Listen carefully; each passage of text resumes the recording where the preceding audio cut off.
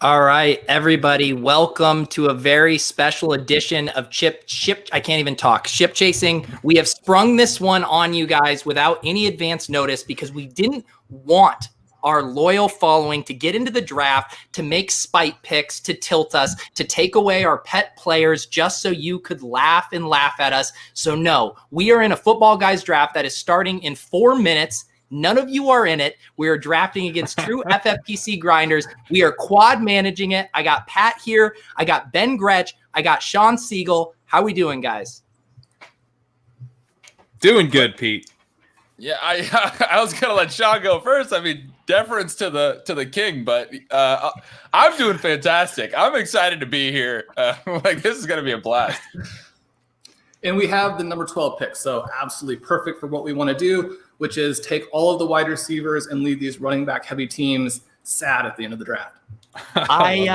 It was so funny. Right before we went on, Pat and I were rooting for a draft slot at the end of the round, and Ben was just flummoxed. Why wouldn't you want one of the best draft slots? I mean, but Ben, you got to admit, this is going to be great. I just said what? He'd never seen people cheer for the 112 before. Yeah, I mean, let's go. We got the 12th pick. Let's do it. Hey, I mean, that's where we're at. I've been saying Shawn, at this point, people get mad at Pat and I because we talk so much about zero RB, and then we do these teams where we draft a bell cow in round one, and they keep saying how curious you talk about zero RB, and yet you draft a running back. So I want to turn the tables on them and show them what it's like to just hammer wide receivers over and over. That's right, and it'll be a great team. We actually had an article today because Blair and Dave drafted a team. They had the third pick and they had the second pick, and they were talking about how Michael Thomas actually there. If you go in and you look at some of these results from the past in these best ball drafts, if you have Antonio Brown, you're beating the running backs, right? If you think Michael Thomas is a historically good wide receiver, then he's actually in the mix up there early. But we don't have to worry about that. We don't have to pass on Christian McCaffrey for Michael Thomas because we have the 12th pick. We're ready to go. That's right. So do you guys have a wish list here? I think the tight end conversation is what really makes this interesting. We know we'll be able to get a couple wide receivers we like, but we have seen drafts where both George Kittle and Travis Kelce will go before this slot. And then it gets a little dicey because then maybe Mark Andrews isn't making it back to you as well. What are you guys hoping for here at the 112-2-1 turn? I think Davante Adams might be in the mix given that he had this injury scare today, and he's typically gone a little bit earlier than the 112. And then one of the tight ends for me would be ideal. Typically in drafts for me, at around 112, I'm looking at one of the tight ends. Hopefully, if one of them come, I probably wouldn't want to go Andrews, but I could be talked into it. And then I have Tyreek Hill really high. If you look at his game log last year, played 12 games. 2 of them he didn't even play 20% of the snaps, and in the other 10, he basically paced for the same season that he had in 2018, which was, I believe, our wide receiver 3. Obviously, you're still tied to Patrick Mahomes. There's all sorts of upside, so I have him above like Julio Jones and in a tier with Adams. So he'd be like the biggest target for me probably. Do you have him above Adams? I do, yeah, in the same tier though. Shawn, what about you? Wish list here. Well, certainly getting one of the tight ends would be great. I think the wide receiver decisions here are interesting because you have someone like a Davante Adams. You have, like Ben's talking about, potentially there with a Tyreek Hill. We also have these sort of great wide receivers who could fall. You have a Julio Jones, the best wide receiver of the last decade. You have DeAndre Hopkins, who over the last 5 years has been the number 1 wide receiver twice. All of this selection of Kenyon Drake because of this offense, a player who's very replaceable, and yet you have an all-time great wide receiver in this offense. Are we that sure the offense is so much better for running backs than it is for wide receivers? Is that I actually am really curious about your take on Hopkins. Is that kind of the crux of it? What's the concern level for changing teams and more of a spread offense? Maybe not the same target share. Obviously, not the most hyper efficient guy. Not a huge really high average depth of target. What are your concerns on that, or do you have any? I guess I don't. I mean, we know that wide receivers changing teams tend to lose some points. So if you're talking about these top guys, and especially this year, it could be even worse than normal. And so we have to be aware of that fact. But I think Hopkins is the best wide receiver in the NFL right now. I think this offense, we haven't really seen what it's going to do yet. So, if people are as high on Kyler Murray as they are, and justifiably, if you're that high on Kenyon Drake, I really like Hopkins here. Now, ideally, he'd be a pick a little bit later in the second round. But since we're looking at this turn pick, we might have to consider taking him ahead of some of those other guys. Yeah, no, Shawn, I've seen you taking Hopkins there aggressively. It does sting a little bit. I know Davis and Pat and I did a draft of Football Guys a few weeks ago, and Pat, we got him at what? It was the 2.8 or the 2.9? Yeah, he's usually available in that like mid to late second round range. I think that one of the guys like Hill, Julio, or Adams would be there. Or two of those guys. Shawn, do you prefer Hopkins to Hill? I do. I think that Hill is going to be a little bit more up and down. Hill is less likely to be the number one guy by a wide margin. At the same time, and we're talking about winning the whole thing. If you were to say Tyreek Hill was going to score 30 points a game in the fantasy playoffs, I don't think that would surprise anybody. He would have that upside we're looking for. How much of your, having Nuke over Tyreek is due to Mecole Hardman? Is that kind of factoring in and not being as high as the market on Tyreek? Well, one of the things that you see if you go in and look at some of the best ball win rates for these Chiefs guys, even though the Chiefs have the best offense, they have all of this talent, because they're also just very mildly overdrafted. As a result of that, you're not getting the full value out of them that you would get, say 3 to 5 picks later. So I think we have to consider the fact that they have Travis Kelce, they have some breakout guys. They may throw more to the running backs this year. There is competition there, but there's also plenty of competition if Christian Kirk is as good as I think he is. Yeah. Let's talk about Christian Kirk. That's why I don't want to draft DeAndre Hopkins. I want to draft Christian Kirk. I love Christian Kirk. What if the answer is both? Yeah, and Kyler is a pretty nice value too. All right, so far not a ton of surprises here. Michael Thomas does fall to 9 as Derrick Henry and Clyde Edwards-Helaire go. Travis Kelce goes in a range you'd expect. This is really kind of the moment of truth here. I think if we didn't have the Miles Sanders week-to-week report, he's definitely going here normally. So this is going to be interesting to see what these two teams do here. Pat, was that noise? We're on the clock? No, it was you are up next. So Joe Mixon goes here. This will be interesting here. It looks like we're setting up for, we got George Kittle, we got Devontae Adams, and Shawn mentioned DeAndre as well as an option. I love that there's a commenter in here saying that we need to buy the Sanders dip. Adams goes 11. That's not why we're here. It's not a bad thought, but that's not what we're doing tonight. So Kittle feels like a lock, right, for everybody? I think we're all on board with Kittle, right? Kittle is an absolute lock. Now, but we've got the Jones Hopkins Hill discussion for sure. So sit on the clock here, Pat. Put Kittle at the top of the queue. Kittle's at the top of the queue. So Shawn, it sounds like for you it is DeAndre. It would be, but at the same time, if we're going to do a number of these, and maybe not all quad drafted, unfortunately, but we manage some of the picks that we get here, we might not be able to get some of these guys later. And so, we can get Hopkins later. 15 seconds left. Some other people might be the pick just to make sure we do get some of these guys that we want right here. Hill, for example. Yeah, I think I would probably... I selected George Kittle. Okay. I think I would probably lean Tyreek here. Ben, is that where you're leaning as well? That would be my preference, yes, but I have a very low hit rate of going against Shawn. So, Pat, where are you at? I prefer Tyreek. Shawn, you have a little hometown homer equity in a Tyreek pick, right? I've got Chiefs. I'm ready to go. Certainly can't go wrong there. Okay, let's do Tyreek, and we will rue the day that Shawn writes us the nicest passive-aggressive email about how we should have gone with DeAndre Hopkins. All right, we have selected Tyreek Hill. Sorry, the chat is asking us to draft Miles Sanders. As Ben said, what do you think we're doing here? I mean, come on, just get out of here with that Miles Sanders stuff. To me, when I said this to Pat and Davis today, when I see that Miles Sanders needed about week to week, I'm like, the moral of this story is you do not draft a running back that you are reaching for. and we're reaching for all of these running backs after the top 5, and you don't draft a running back that you're not reaching for, and that ends up being you're not going to draft a running back until the 6th or 7th round. So that's kind of where I think the moral of the story is with all of these injuries. And if you get burned drafting a Kamara or a Cook, so be it, but at least you weren't reaching for them. Agreed. Pretty well put. I'm hoping that the Sanders thing is just they want to, I mean, if it was a normal preseason, they might just not play him in the preseason, right? Like I'm hoping it's just like we're going to take this really slow and not push him, but it's so vague. It was such a vague report, but that's the part that gets me, because the beat writers have said they think it is just what you said, something small. They're just trying to make sure he's right for the season. But I hate that we don't even know what it is. Right? Is it a hamstring?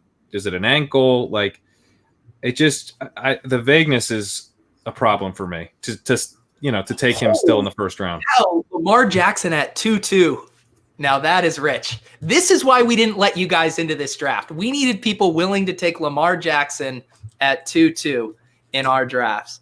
Shawn, I do want to ask you, because these guys we're talking about reading Miles Sanders reports. You're not on Twitter. Legitimately, where do you get your news? Where do you get your fantasy news?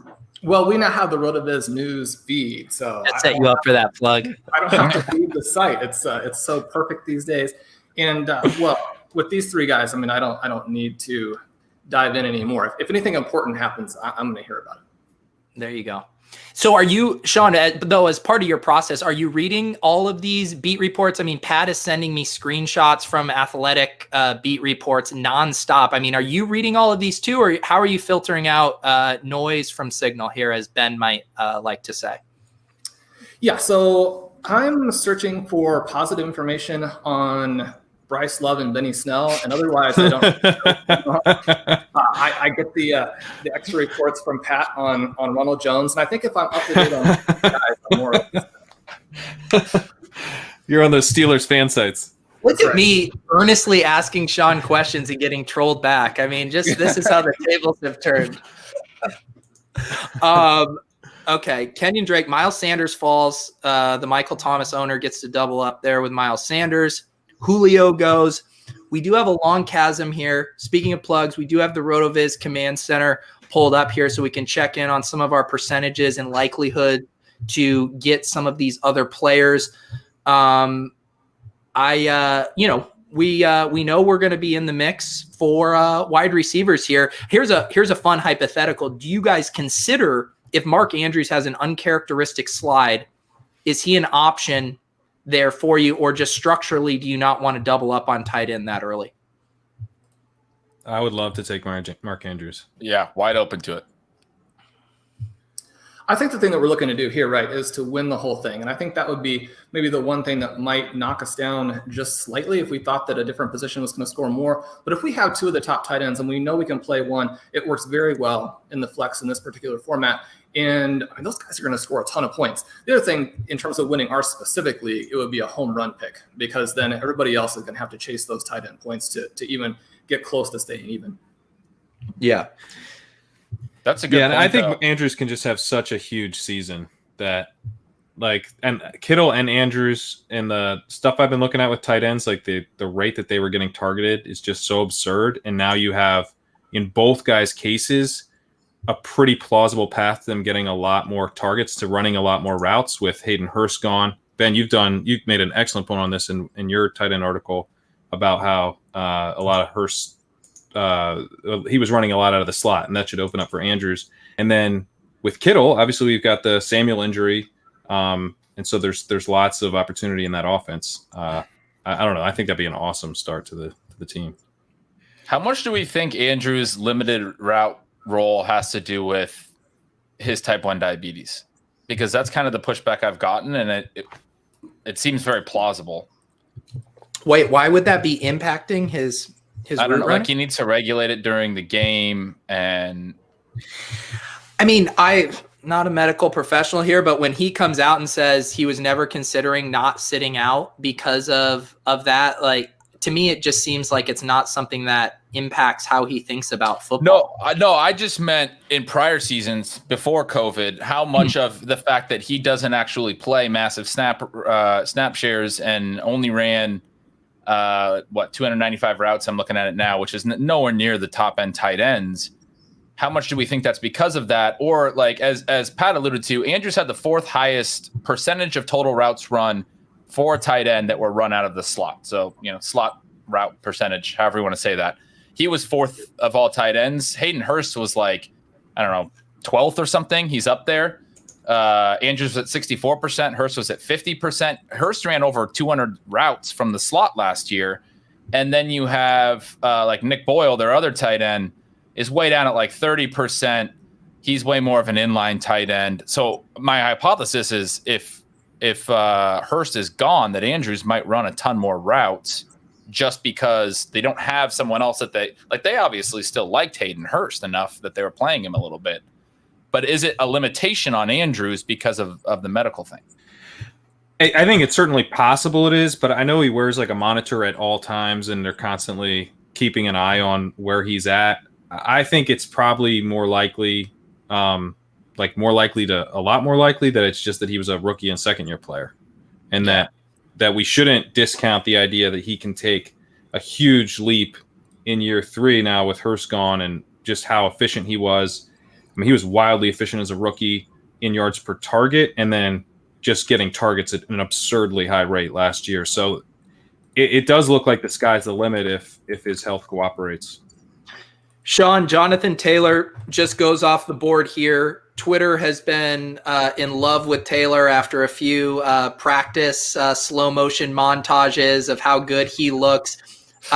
Taylor's not a guy a lot of us are drafting just based on where he goes and how we like to draft. Are you at all worried, a few of these outlier guys of maybe getting burned by not having exposure to a guy like Jonathan Taylor who could explode down the stretch?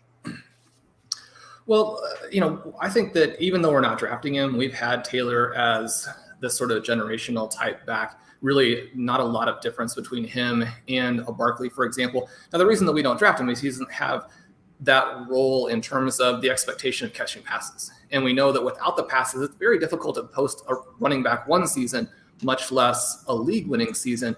But I always like to bet on talent. That was the thing I was thinking during the Mark Andrews conversation. I think that we know that he's a superstar. And so the situation, the volume, the opportunity is going to emerge for him there one way or the other. I think that we could make that same argument for Jonathan Taylor. And I was going to ask you guys, is there any running back that we would deviate from 0 running back 4 at this 3rd, 4-round turn? Taylor was really the only guy for me. I don't necessarily see someone else there that would be in the mix. Me too. Mark Andrews now just off the board, and to the Travis Kelce owner. So are we happy if we're going to lose Andrews that it's to the Kelce owner? Because as a Kittle owner, now everyone is still chasing us at tight end? Or is that too much of an advantage to the owner who grabbed Kelce and Andrews? I kind of like your logic that that's a positive for us. But what about Ronald Jones at the 3-4 turn? Shawn, as maybe the two people here that aren't as Ronald Jones fanatic. Now, look, I know you have lots of ownership. Shawn has written some of the best Ronald Jones articles on the internet. Yeah. Shawn is more well measured about Ronald Jones this year than either of you two, and we are going to be the ones to rein you in. I think he's a little quieter. That's all. Shawn, we're in a good spot because we don't have to make this decision until 5-12, which thank God we don't have a pick in the early 5th. I'm just telling you that right now. All right, we are going to be on the clock here in a second. We are going to have definitely 2 good wide receiver choices to make here. Love how this is setting up. This is looking nice. This is now the time to speak. If anyone on the quad board wants to make for a case for a position other than wide receiver, speak now or forever hold your peace. Not with the receivers that are going to be available. This looks great. Shawn, this is the board. We got the RotoViz Command Center. As Ben is referencing, we have lots of good options here. Who is your pick of the litter? Well, it's tricky. I mean, Juju looks like the guy who could go back to that near 300-point scorer this year, but we have a chance to get one of his teammates a little bit later. I think it's a consideration. Amari Cooper, the same thing. I mean, he looks like a home run pick, but if we wanted to get exposure to that offense, we could do it a little bit later. A.J. Brown, the guy we go back to talking about talent versus situation, does that Titans offense present the type of upside that would really justify the pick here. But when we're looking at AJ Brown, we're looking at like the next Andre Johnson. So those would be kind of the things that I'm looking at in terms of those wide receivers that we have in this next range. Ben, What about real quick. Calvin Ridley? I have it as Juju, Ridley, Brown as my next 3 personally. And I think I'm Juju, Brown, Ridley, but you're going to get no argument for me on any of that. I'm all team Brown. If we want to go, I want to take Brown. That's my rankings. I want to take Brown. If Sean's on Brown, I want to take Brown. Let's get Juju in the queue for our pick here. Juju's in the queue, and I would prefer Brown. Aren't you like the guy who talks about Brown more than anyone, Ben? Yeah, I have him ranked 12th, but I have Ridley ranked 11th. I like at receiver. I love them both. There's 3 options here I love. Sean, Ridley versus Brown. Where are you? I mean, I'm about You are on the clock. I'm about 20 spots higher on Ridley than ADP, so it's hard to go away from him. All 3 of these guys, I guess, now down to Ridley and Brown. You know, Ridley people look at as being a little bit of the lower upside guy, but when you look at the like who's actually going to score the touchdowns now, there's a lot in here that could just be so fluky about how those touchdowns in Atlanta have been scored. But I mean, if we're looking at a 15, 17 touchdown season, which seems very possible for a Falcons receiver, it could be Ridley. At the same time, I mean, Brown's probably even more fun as a play. All right. This show is all about fun. I think I lean AJ Brown. I am very nervous to overrule Shawn twice now on the nuke and the Ridley. The passive aggressive emails are coming. I know it, but we're drafting AJ Brown. We got to do it. 15 seconds left. AJ Brown selected. I love it. If I'm hearing you right, Shawn, though, you might have wanted to go Ridley Brown there because you were saying Juju, we can maybe play that offense through Deontay Johnson or, another piece. Eric Ebron, I know you like. Would you have preferred to go Ridley Brown there? Possibly. I mean, it's tricky because I think we can get Ridley later. So it's a similar type of thing if we're sort of managing our drafts. And one of the things about reaching for a guy is that if you're doing enough drafts, you actually want to get some different player mixes. So you don't necessarily want to get all slot 12 team, all slot 9 team, all slot 6 team. So there are some things that, we might want to do in terms of reaching that type of thing, just to make sure we have some different mix of players.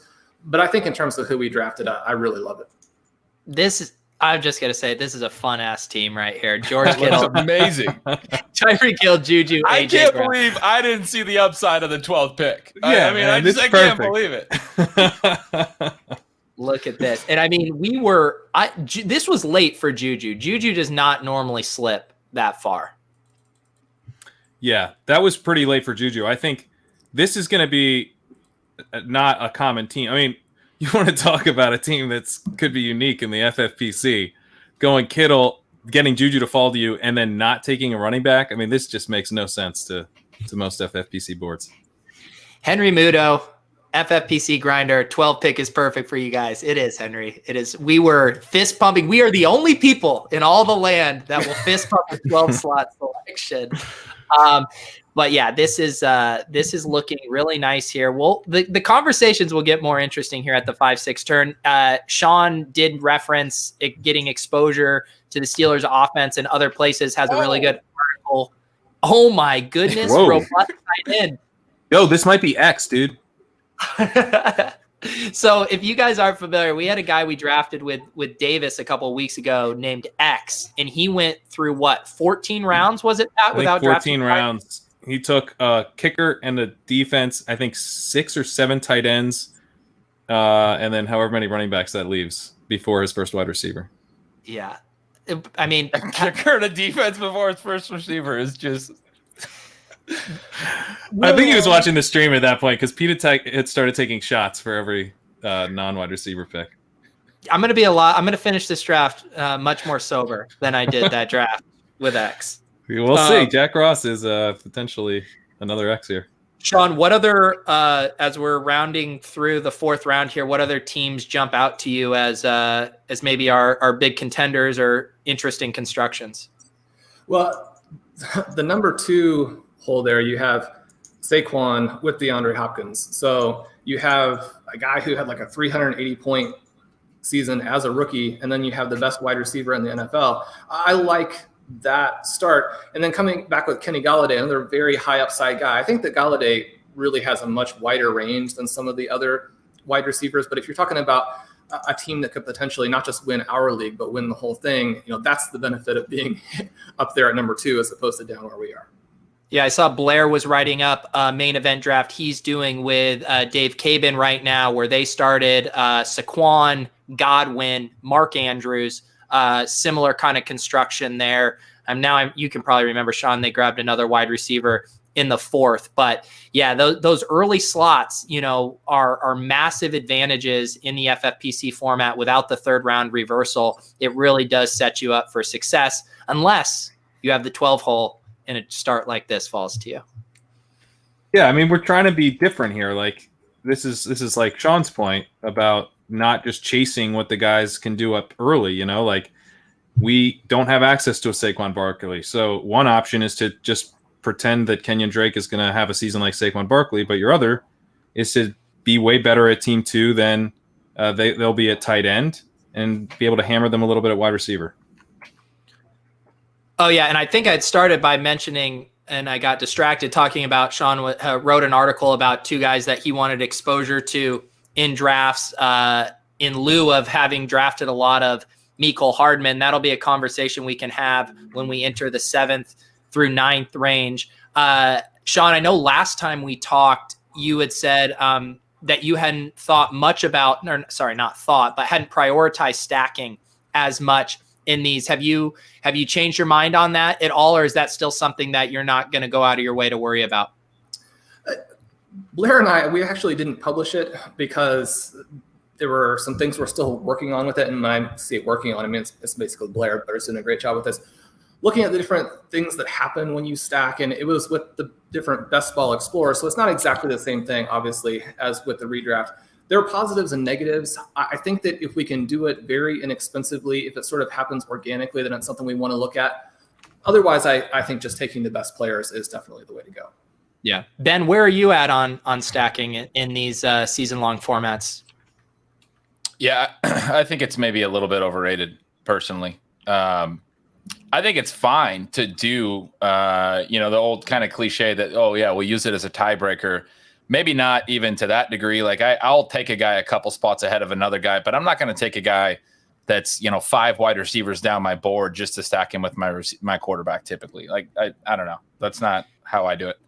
Yeah, and I guess where I come on it is I don't think it has any impact on our 12 team league, obviously, but when we're trying to win a $500,000 prize. Or however much this is, but I know there's a massive drop in prize from 1st to 2nd. And we basically do have to treat those final 3 weeks as a GPP in a DFS tournament where we need, and what do we want in that? We want highly correlated plays that open us up to variance. So I do see the case for it with trying to get first place overall, but I do agree that it could be maybe getting overstated as it pertains to 12 team or smaller tournaments. Yeah, it's certainly viable, I think. I just think that it I guess my point is like maybe in some formats it's jumped the shark a little where like Scott Fishbowl I thought was an example, like obviously a massive tournament, but also like the playoffs in that you have to finish like 50th percentile or above for a couple of weeks. And then there's like one final week.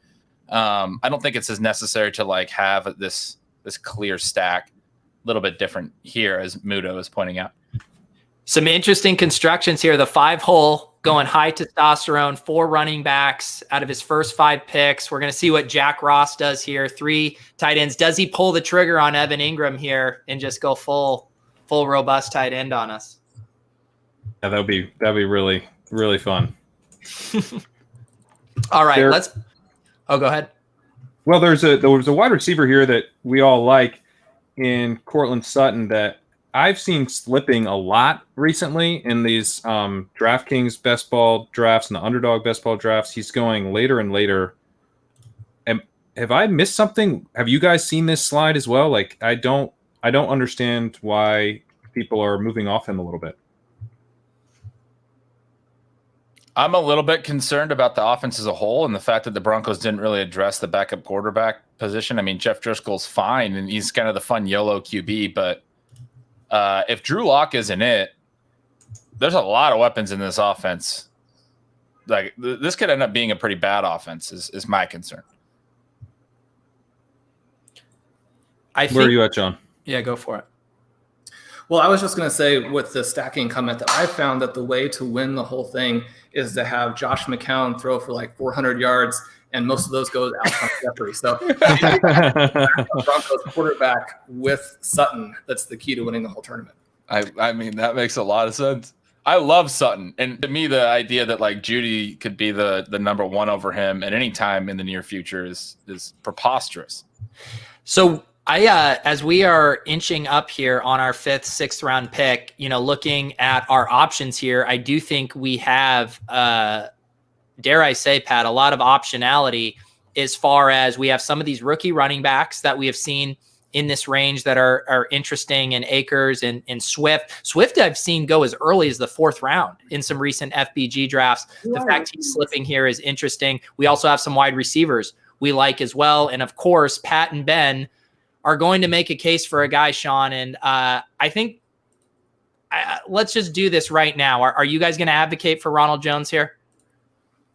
Am I going to advocate for Ronald Jones? Yeah, I'll probably advocate for Ronald Jones. Hang on. Ben, are you going to advocate for Ronald Jones? Yeah. Okay, Shawn. All right. You guys are done. Shawn, make your case against Ronald Jones here. Or you don't have to make it against if you don't want.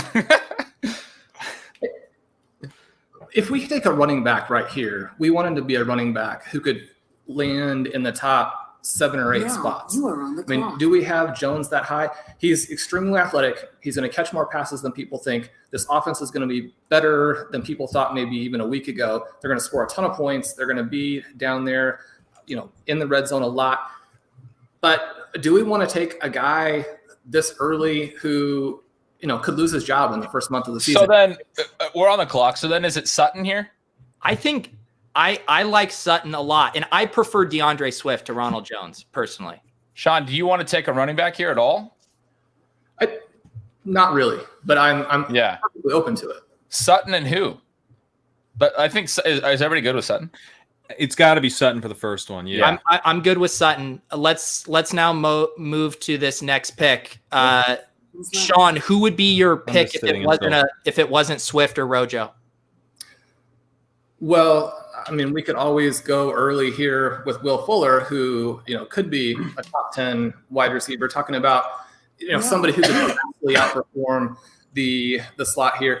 One of the things that you can do when you load up on all of these wide receivers is that you can take some of these upside guys, because we are going to build in a little bit of extra, because we want to hammer guys, during the bye weeks. If we miss on a Will Fuller with our construction, it doesn't hurt us nearly as much as it hurts people who are very running back heavy, and they really have to have their risky guys hit not only here, but a little bit later. I'm all in on Fuller here. That's my pick too. I just assumed we were getting Jones. You guys love Jones. How did we miss him in this draft? So look, I could vouch for Jones, and we'd be at an impasse 2v2, but this asshole has been making me draft Ronald Jones in every draft. Drafting Fuller. Let's go, Pat. You've been Go on, guys. 10 seconds left. Oh, it's Fuller time, baby. I'm sorry, Pat. I let you down. I thought for sure we'd get Jones. I was looking at your ranks. I was all excited. He's my next running back by pretty clearly. Sorry, Pat. We did it. Thank you, Shawn. And look at Shawn turned Ben too. I love it. It's Fuller terrible. was my next receiver, and I am excited to get him as well. All right, This I'm gonna is grab such a a beer. fun I thought I team. was gonna grab a beer anyway. I thought it was gonna be a happy beer. Now it's a sad beer. You guys really let me down here. I want you to know I'm disappointed. Eli says you guys are officially ridiculous. It is true, but you know what's less ridiculous? Show me a team in the Football Guys Championship that has better wide receivers than this through 6 rounds. You can't do it. This is a loaded squad here. Will Fuller on our bench, fellas. That's how you do it. This Shawn? is a really fun start. I mean, this is a really fun start. Even though I know I'm down on Sutton compared to most, and I don't get him in a lot of drafts, he was my next highest ranked receiver by the time we got on the clock, and then Fuller was my next immediately after that. So I feel really good about this pick personally. I feel great about the Sutton pick. I think it was a great pick. Pat, at some point you have to diversify your exposure. You can't. I guess I do, Pete. Yes, I do. I'm drafting with you guys. Oh my goodness. Shawn, next time Pat tries to bully me into Ronald Jones, all I need to do is just call you up, get you on the phone to talk some sense into him because he's not going to listen to me. Well, Shawn, where would you have taken Ronald Jones? Like, what is the wide receiver cutoff for you? I think in the middle of this round, but one of the things as we continue to go, I wouldn't be against taking 2 more wide receivers once we get to the next turn. Jack Nichols can get One of the types of teams I've had the most success with are waiting into the double-digit rounds to draft a running back, and then we can balance the team out. I mean, we can take a lot of running backs the rest of the way. We don't have to have any of these guys. There's probably 1 wide receiver we have to have late, but other than that, we can hit. And the more that I've been looking at this, and the more that the different news is coming out, I know who you were talking about. I mean, there are so many potential league-winning running backs who are going to be available rounds 11 through 20. Pete, you literally are doing the Jack Nicholson nod.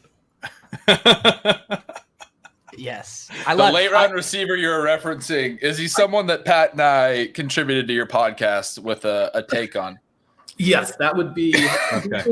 Good. Pretty important lock there later on. Yeah. Or next round.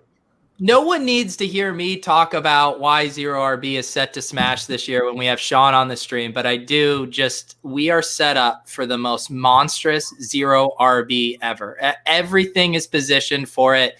There are so many deep running back candidates. We can stash our bench full of them. We can play the waiver wire. It is going to be a carousel of running back options this year, both with injury rates being higher without camp, with late COVID scratches. It is going to be the 0RB year, and this team is set up to capitalize on it.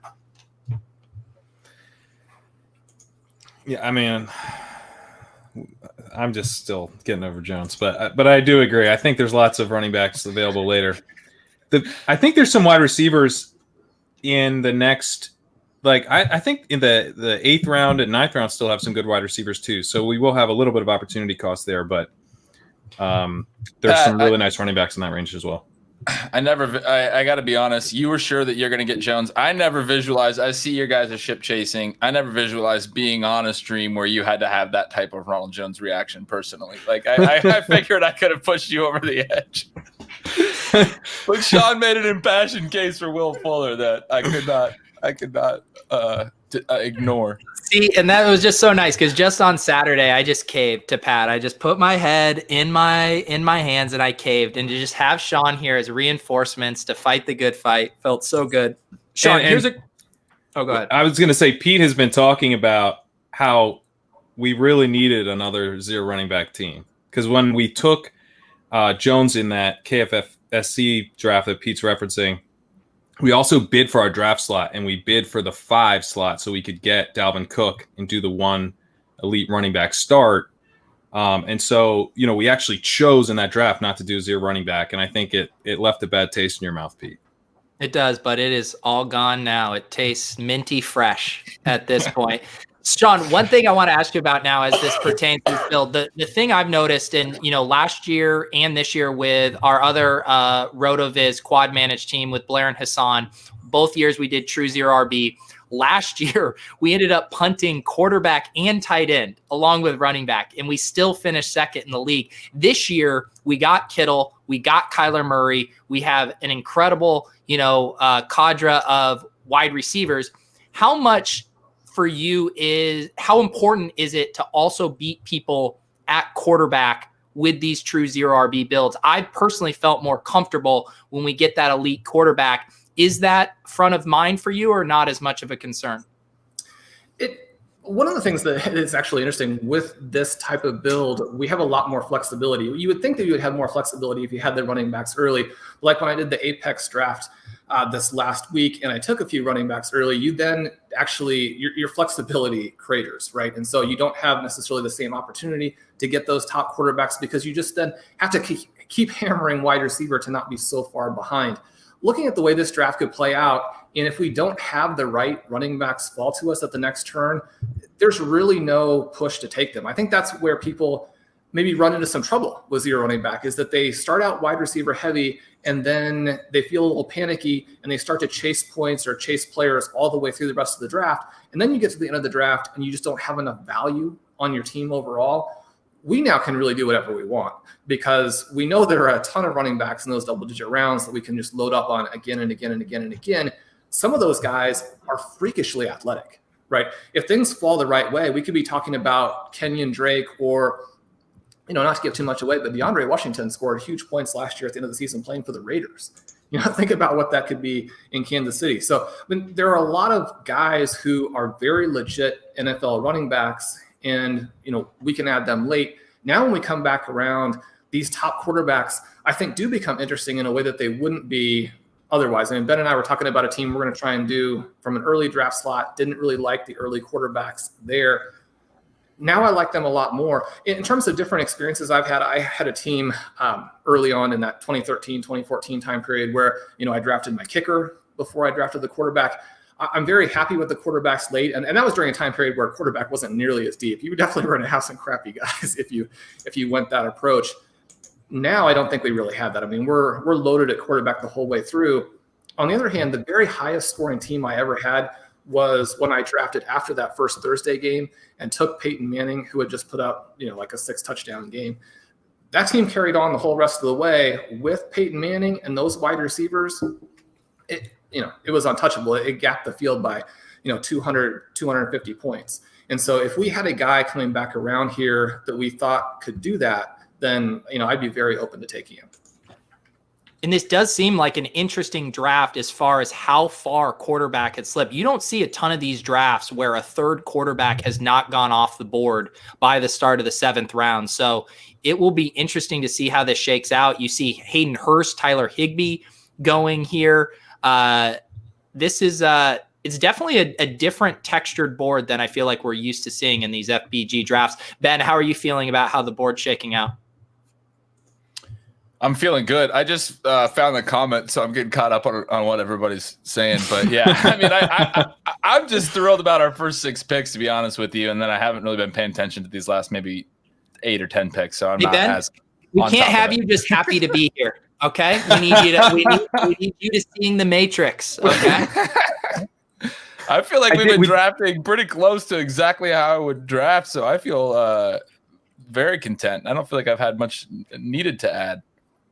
We did have a question in the comments that I thought was interesting, asking about Gallup over Fuller. Who the preference is, or why the preference was Fuller over Gallup.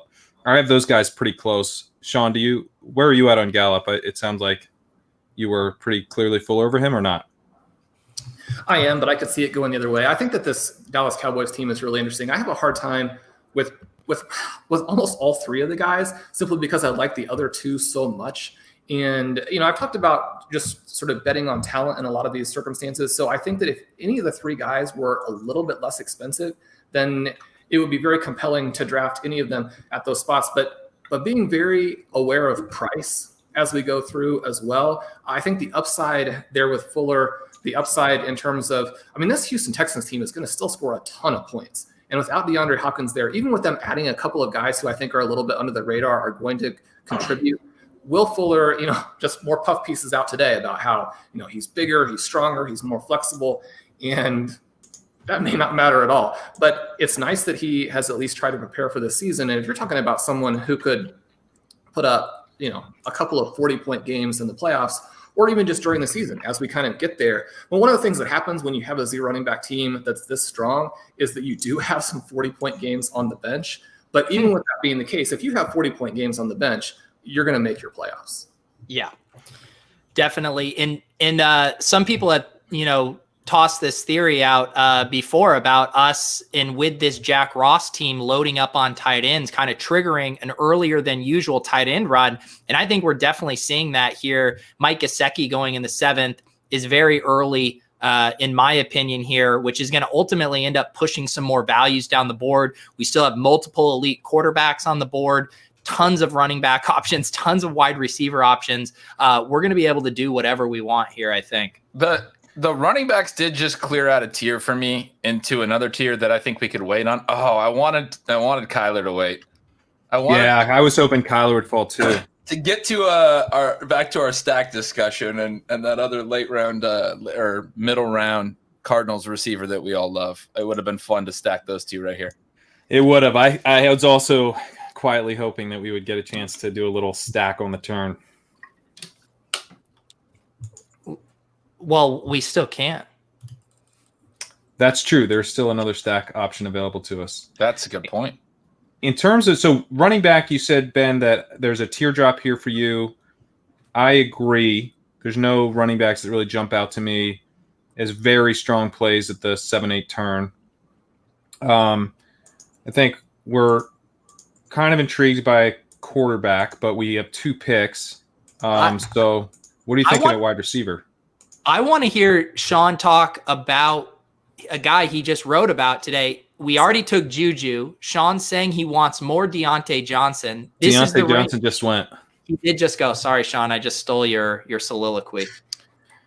So as far as receivers, I have Kirk, Lamb, and Hardman as all pretty solid picks here. And then Hunter Henry, I don't know that we really want to go back to tight end, but it's weird that, I don't really want to do that. But we've taken Hunter Henry in multiple drafts just because we didn't know what else to do, and I don't want to do it again. I can't do it again. Good. It's not fun. This is too fun of a team to ruin with Hunter Henry. Let's have this conversation here. I personally would like to get a quarterback here, specifically one on a team that we just drafted a player from. What do you guys feel about Deshaun Watson here now that we're on the clock?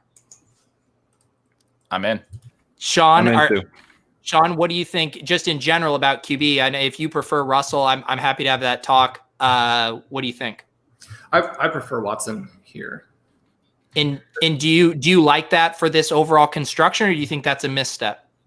No, I do. And we talked about how if there is a sort of a quarterback to wide receiver play that might give us that playoff upside, it would seemingly be, these 2 guys here. I've already kind of am thinking about, as we go to the next pick, it would be a reach, I believe, by ADP. But is Christian Kirk a guy who we think would potentially come back around, or we'd like to pull the trigger early? If we want Kirk, we got to take him. And I think we should. Are you good with Watson here? We have 4 seconds. Let's do Watson. Watson. Yes. Okay, Watson selected. And I'm with Shawn. Kirk has been a guy I've been drafting everywhere. Are there any other candidates for guys that you guys would want here? I want Kirk. You said that like a child saying they want ice cream. No. The answer to your question is no. Shawn, is Kirk the guy for you here? Yes. Pat? All right. The Kirk's the guy for me, too. Christian Kirk, I'm getting a beer. This is easy. This is just simple right now. Oh, the 12 spot.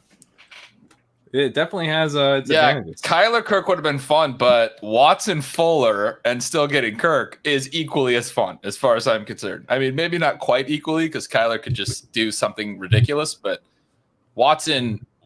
if Watson taps into the Clemson days and just carries his team this year, I mean, he's one of my favorite MVP bets this year. Well, the thing about Watson is that his connection with Kirk has just been so strong. And so I think if his connection with Fuller has been so strong, and if Fuller can stay healthy for a full 16 games, then Watson does have a huge season in his range of outcomes. So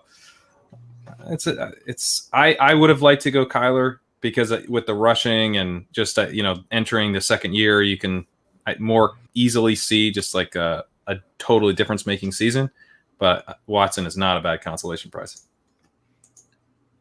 Shawn, there's been some picks since we last checked in on teams we liked. I think we have to readjust our feelings on some of these. Is there another team that you are more afraid of now that the 2-hole added some guys that I assume aren't the trajectory of how you would have taken that team? Look at how polite and diplomatic I did that.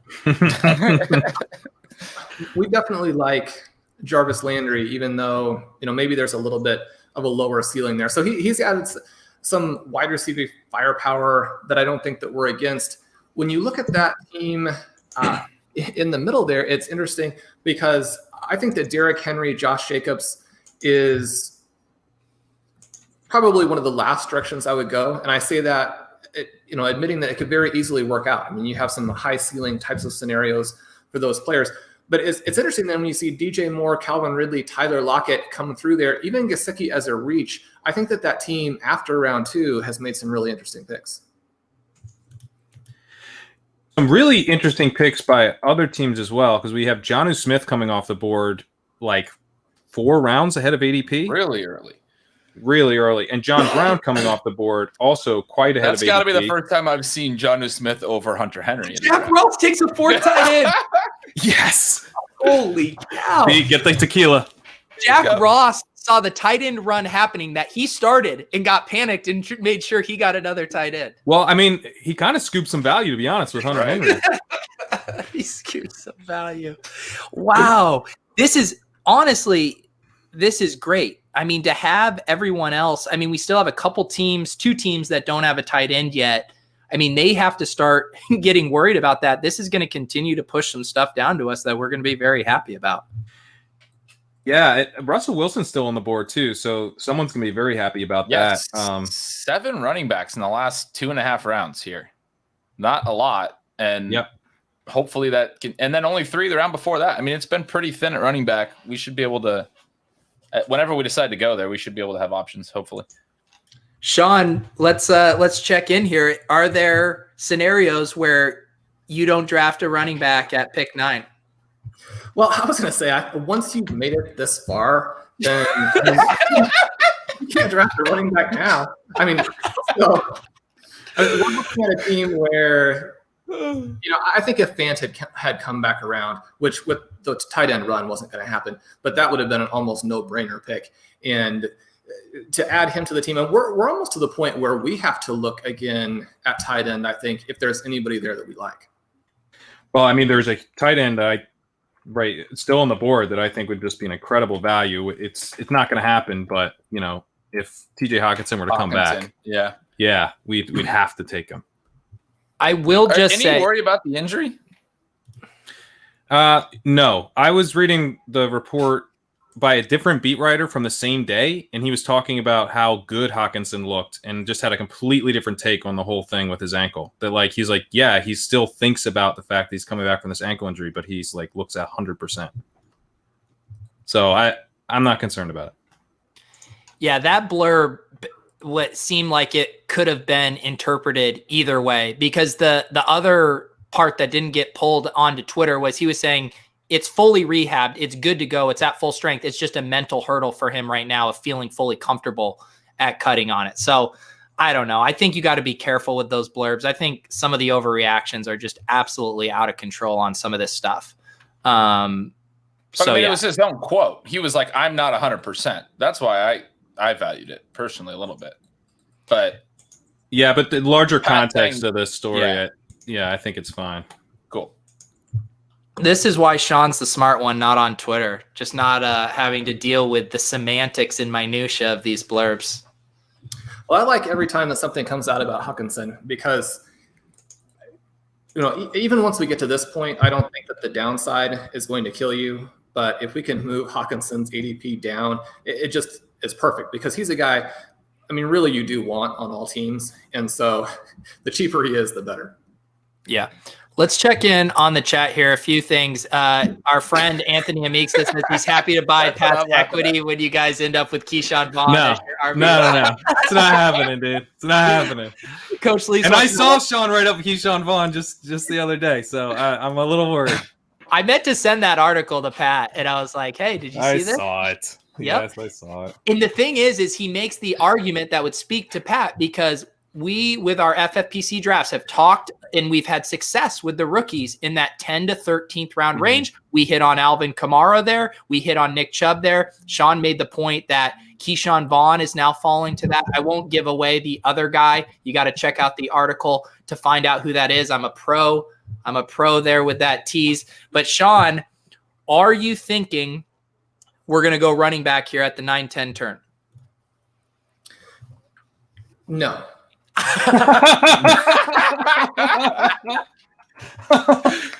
Yes. Round 11 is the league winning running back round, right? So of course 11, 12, 13, 14. We don't want to have to worry about taking any wide receivers other than our one guy later in the draft.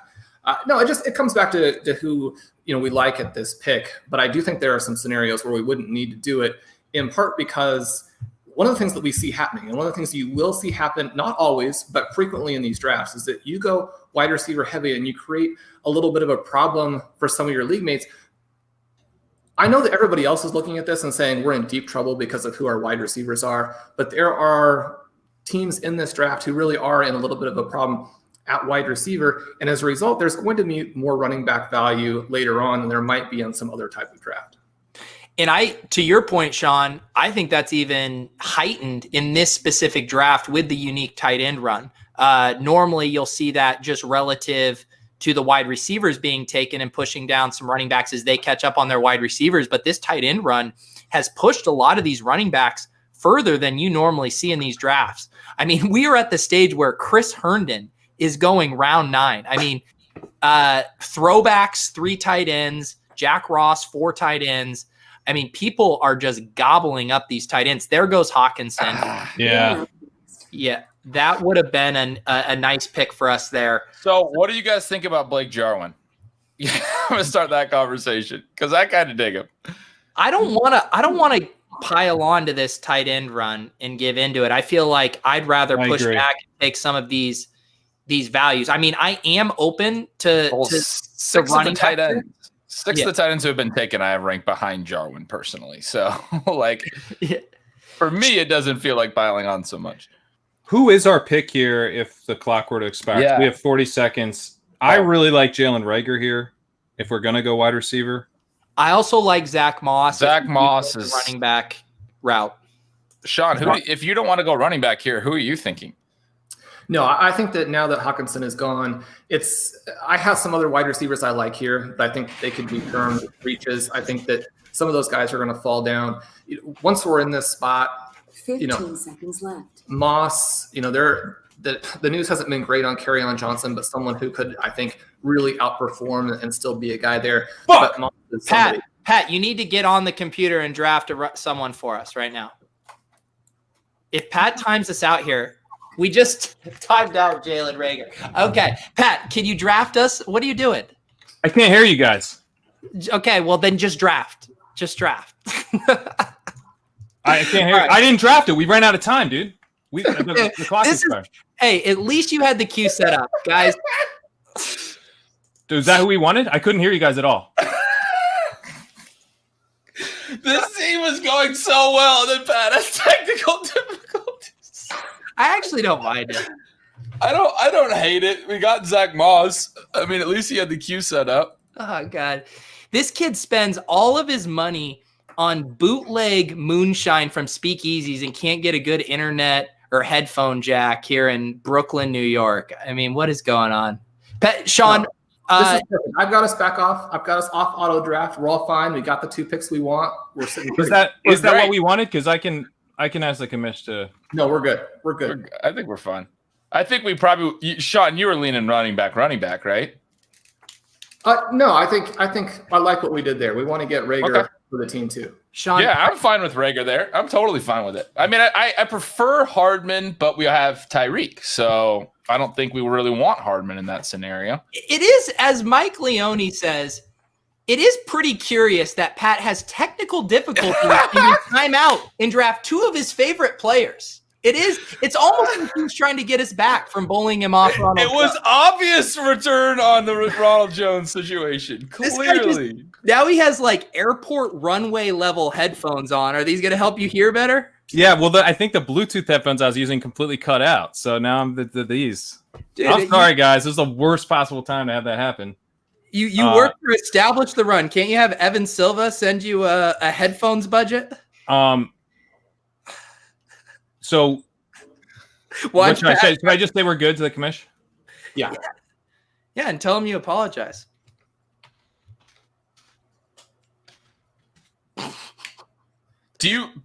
Shawn, so the other guys I had ahead of Reagor personally, I know Pat's really high on Reagor.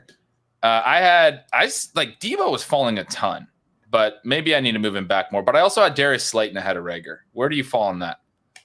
Slayton is the other guy that I would like to get a lot more exposure to sort of down the stretch here. I think he's going to be the guy for the Giants. He's their best athlete. You look at that second year leap.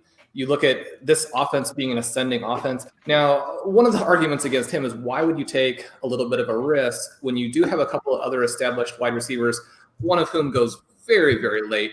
But I just like the upside play there. I think that Slayton is going to be the vertical guy. He's going to be a little bit like a DJ Chark in that he can beat you deep and he can beat you everywhere else. And so I think that he has the chance to be the guy out of this second year wide receiver group who actually isn't that expensive, like some of the other guys who are in that round 3 to round 5 range, justifiably.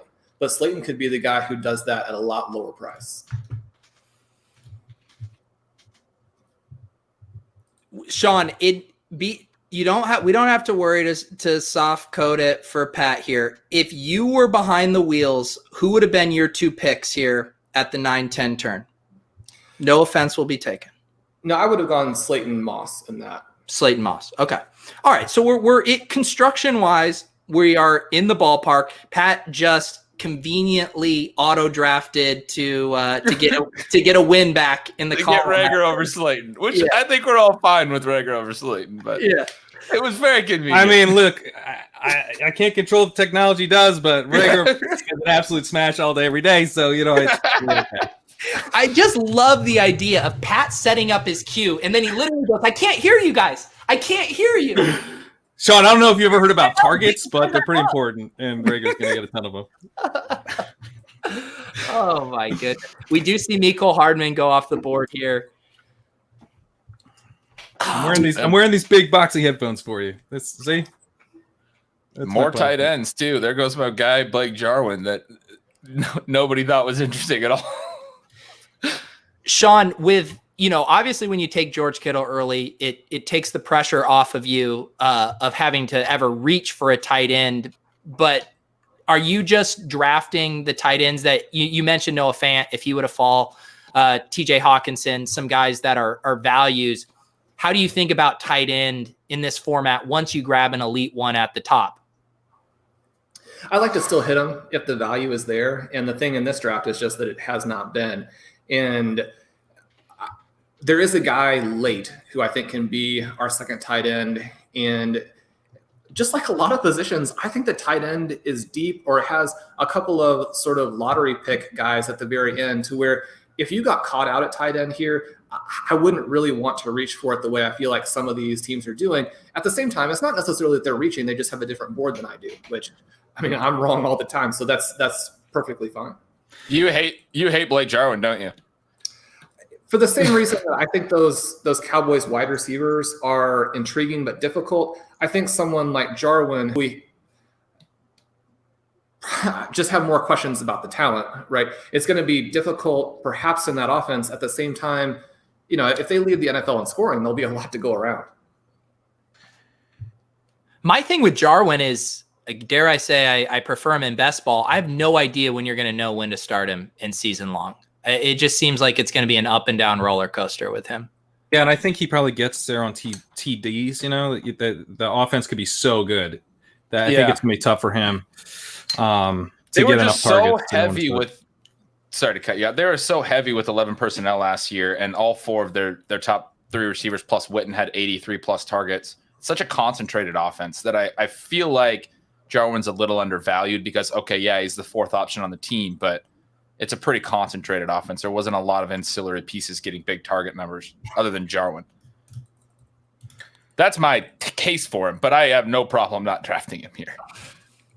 Shawn, it's interesting because go ahead. Well, the tight end run has been intense. Like, Herndon is a guy that I am starting to get higher on, and just going and looking back at how good his rookie season was, and they've been really talking him up.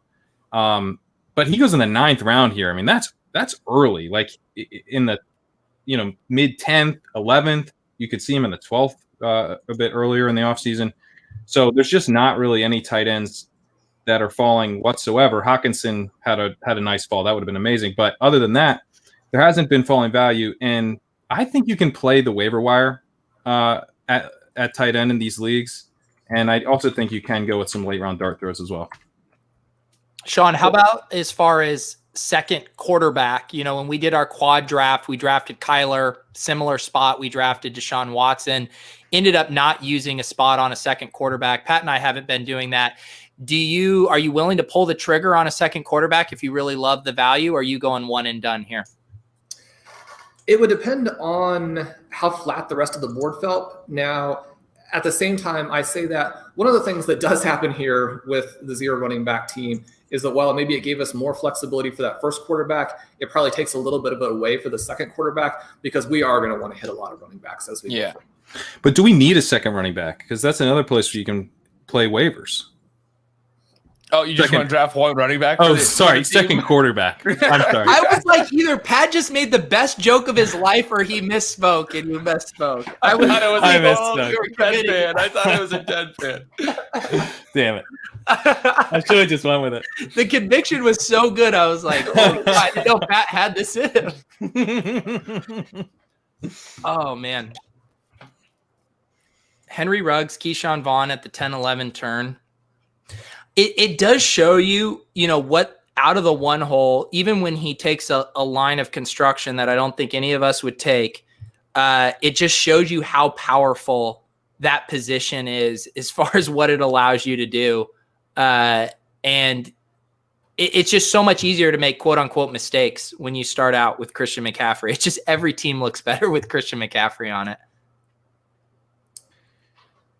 Well, yeah, agreed. But, to the question that I meant to ask, are you guys looking at a second quarterback, or would you be comfortable just exiting the draft with Watson?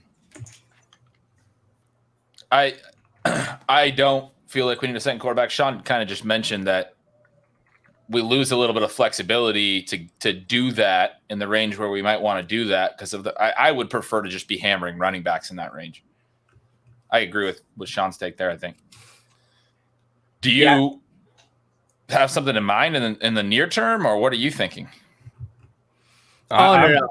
I was just curious structurally. I mean, just the way these drafts work, there's always a couple quarterbacks you like late that are there. But I specifically, in my thought, when Pat and I did our really early main event draft, I want every single possible bench spot that I can allocate to a running back scratch off. I mean, we're going to get a waiver run before the season starts. If something happens to Deshaun Watson, we can swap him out and get someone in there. But I want every possible crack at a starting running back before now and the start of the season. That's when zero running back finally hit for me, was when I realized that when you build your team that way, you have more bites at the late round apple. Like, it was rereading Shawn's zero RB like a couple times after I'd already read it. And thinking through that, how it's sheer volume. It's just like the NFL draft. Everyone says it's such a crapshoot. You want more picks.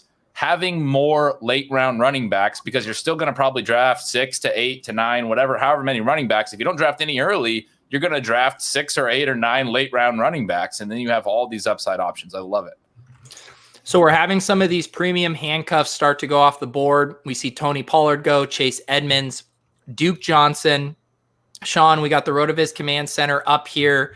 A guy we mentioned earlier that's intriguing to me here. People have started to get spooked because Darrell Williams ran with the ones in one practice. I am not remotely phased. I'm still very in on DeAndre Washington here. Shawn, do you have a running back you like over him at this spot? Well, with him flying up the board, that's definitely someone to look at there.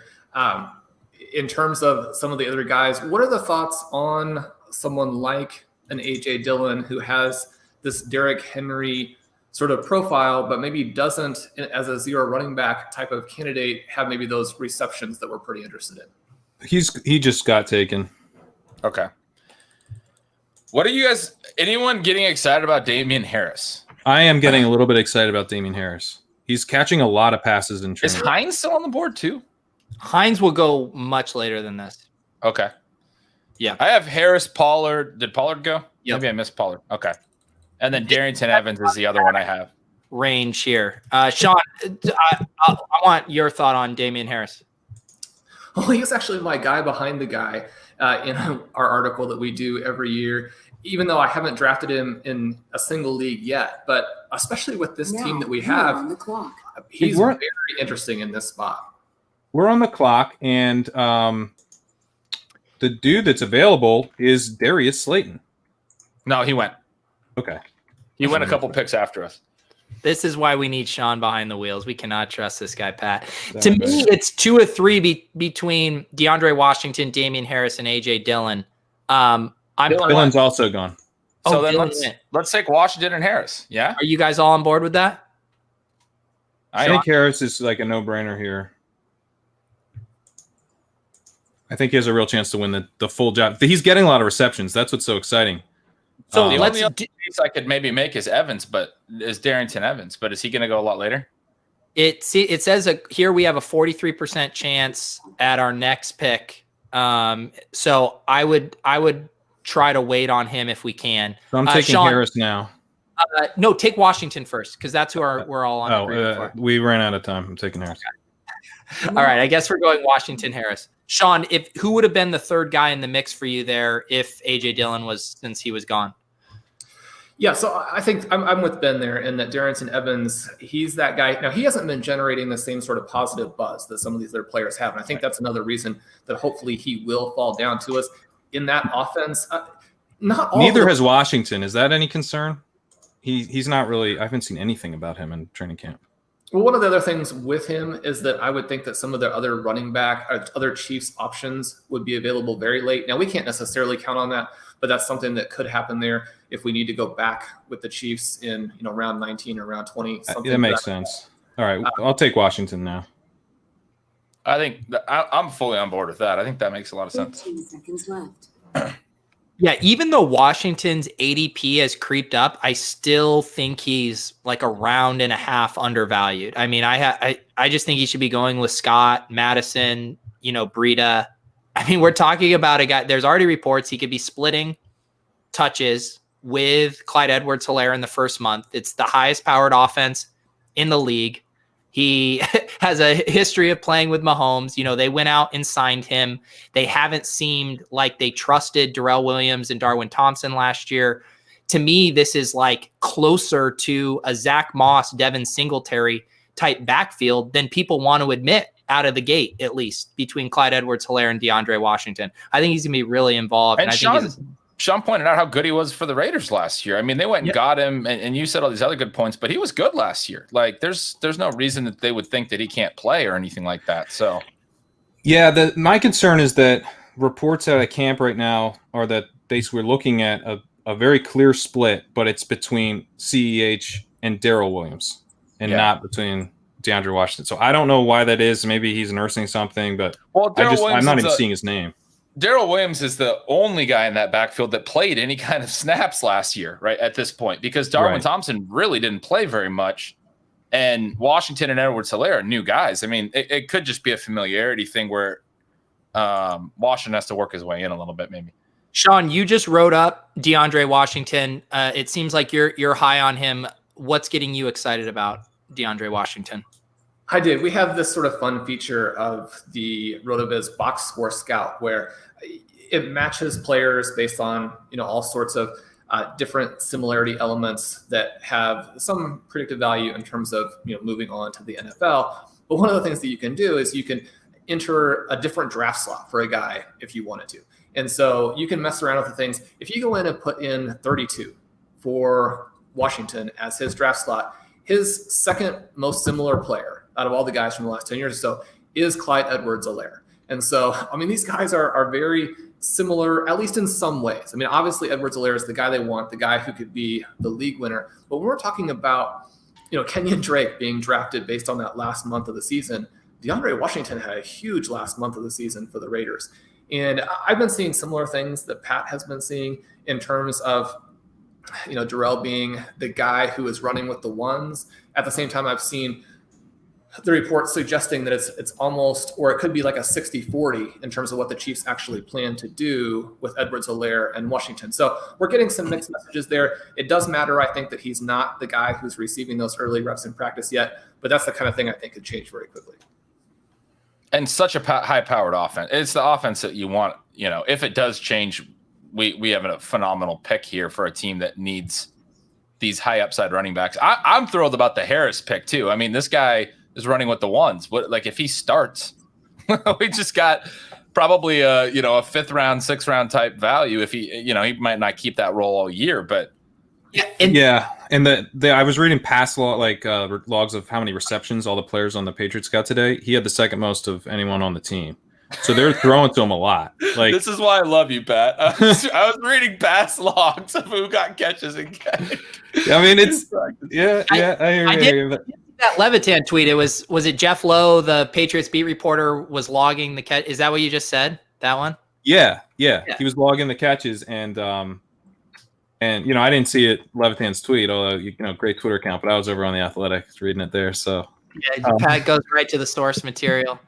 The thing too I like about these running backs that we have so far of Moss, Harris, Washington is we're getting guys that I do think are going to have immediate standalone value, which Lord knows we need some standalone value from our first 3 running backs. But then they do still have massive contingency value as well. Maybe Damian Harris a little less than the others in that there's so many other bodies in New England that can step in and steal touches.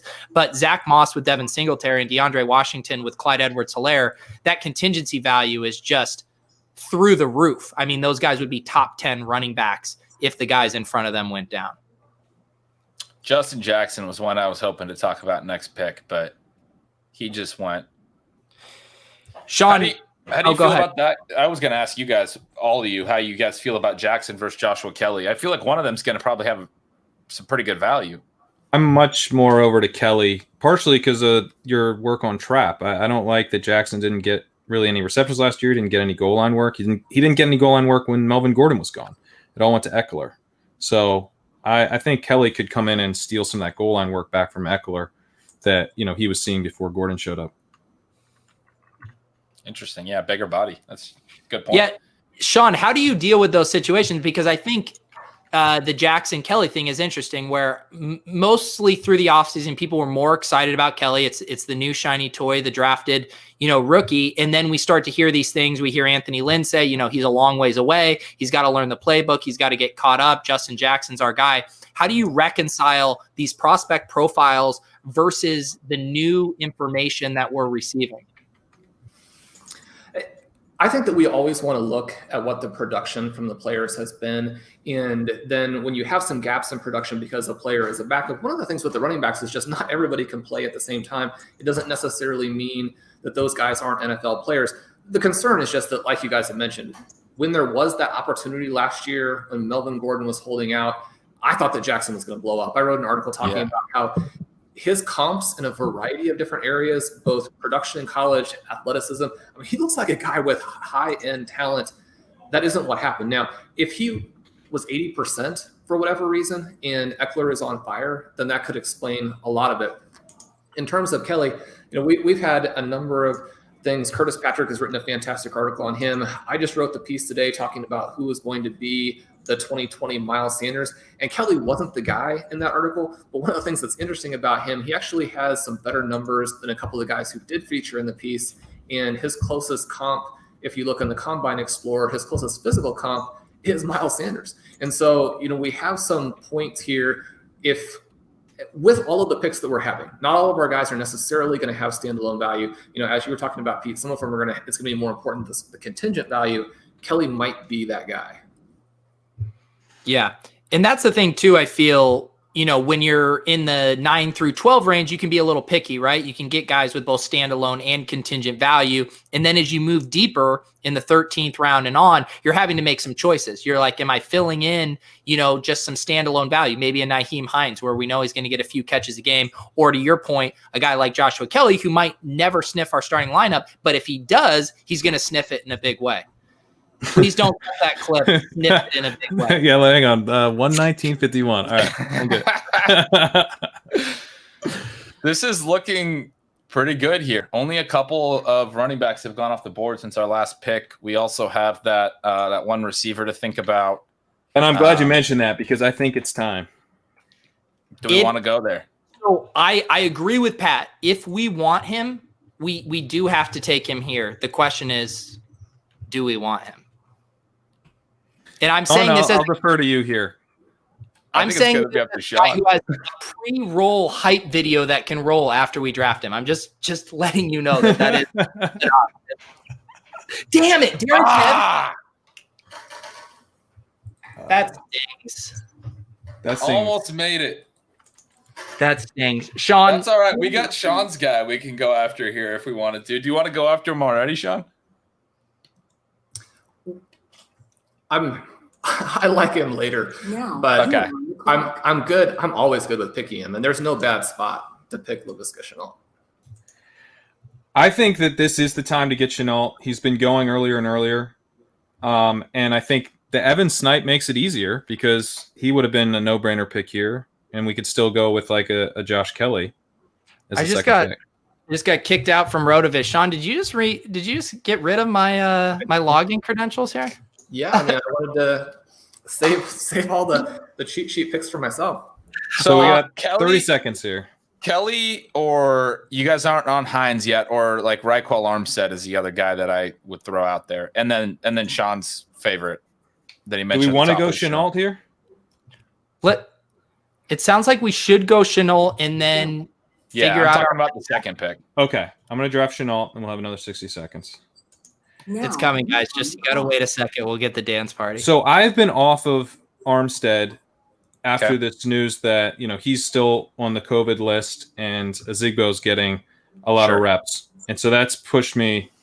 I was drafting the crap out of Armstead earlier. I think that Hines is definitely in play here, given this construction. I mean, we could really use if he has. They're tossing around dumb numbers like saying he's going to get 80 catches and stuff, but if he were to even approximate that, it'll be really valuable for this team. What do you guys think? We got Shawn, 30 how seconds. do you feel here? I think it has to be Hines. I think any team that you don't have Jonathan Taylor on, you want to have Hines. Let's do it. All right, guys. I'm sorry, but the chat, they want something. They know it's coming. It's time to do it. The Quad Squad drafted Laviska Shenault. Here you go, ladies and gentlemen.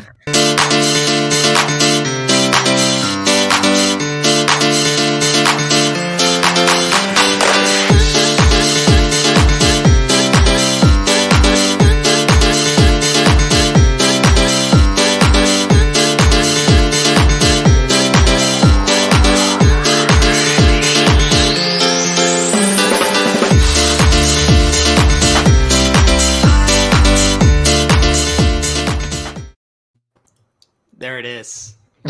Feels good. Welcome to the squad. It is hype. There's been some ups and downs to this draft, but I feel great right now. My favorite thing about Laviska Shenault is everybody only talks about how he can play near the line of scrimmage, how he's big, how they used him in the Wildcat, and he ran for so many touchdowns.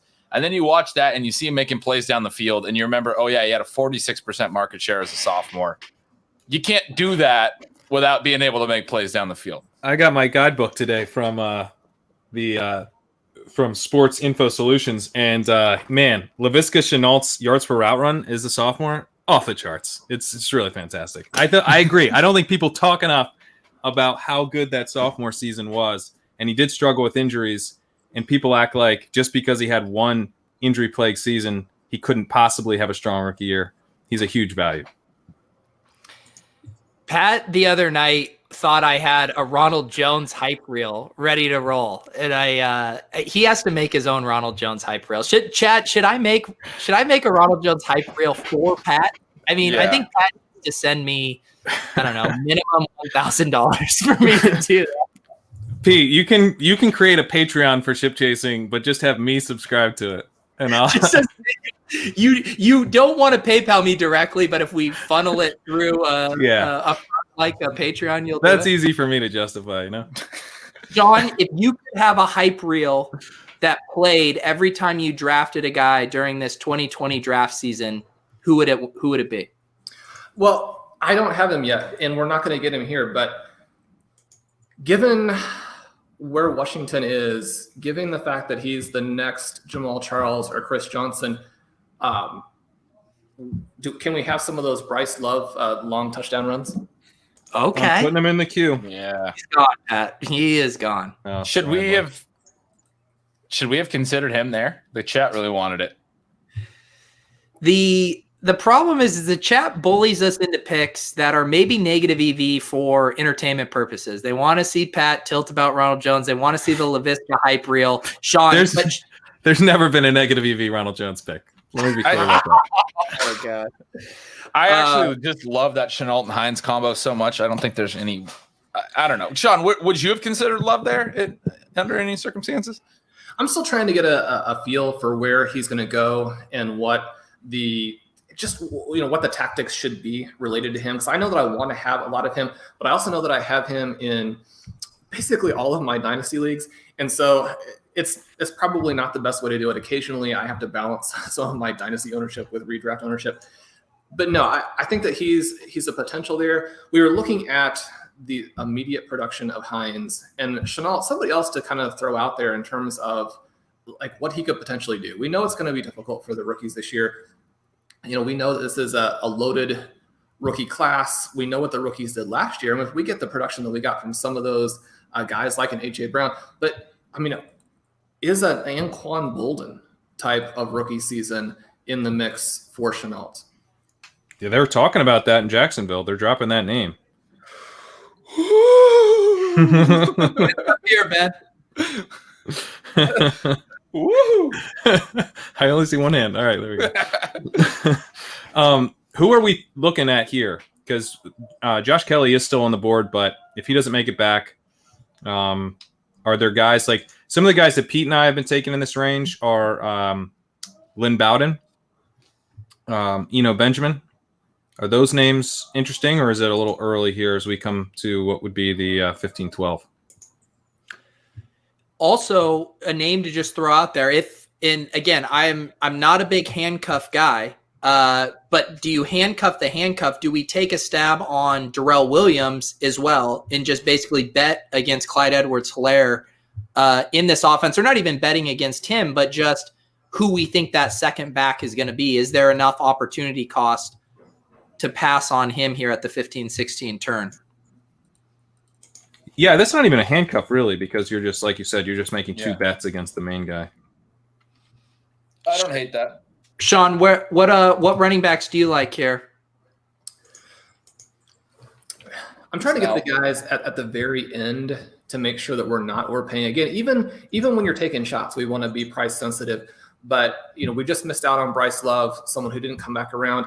I do think that when we're talking about different scenarios that could happen and different offenses that you might want to be invested in, especially the Cardinals, everybody's talking about Kenyon Drake. And you go and look at what the Cardinals running back scored last year. It was crazy. David Johnson, he looked completely washed up and is putting these 20-plus points up there.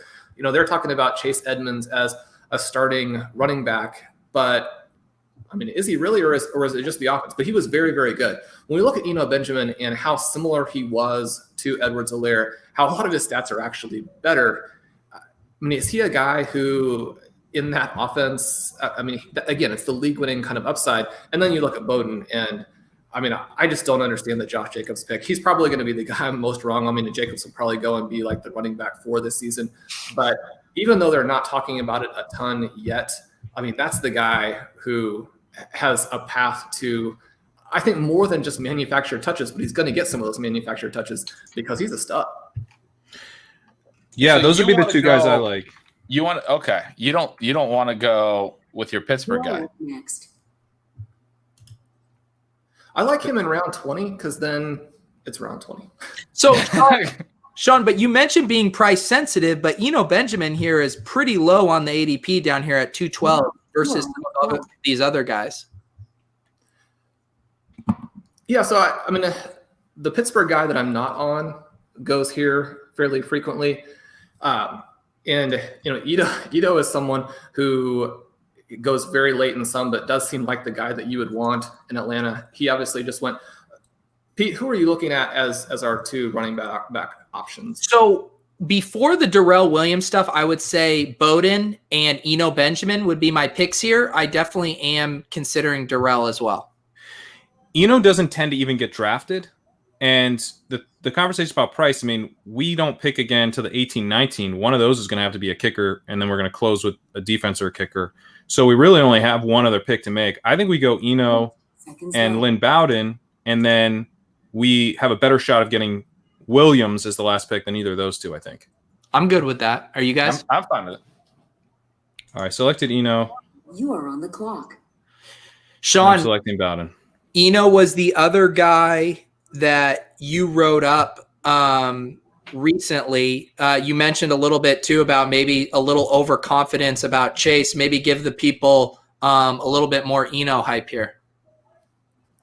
Well, when you go in and look at the comp for him, he was one of our guys in terms of backfield dominator rating, comes in at the very top. You look at some of the stats that really help you outperform draft position. Now we're talking about outperform draft position. I mean, you have a long way to go from 7th round up into the range of some of these guys who maybe are more interesting for the picks. But, 1,000 yards from scrimmage, more than 10% of your team's receiving share. You look at his previous season and just how the team changed a little bit around him.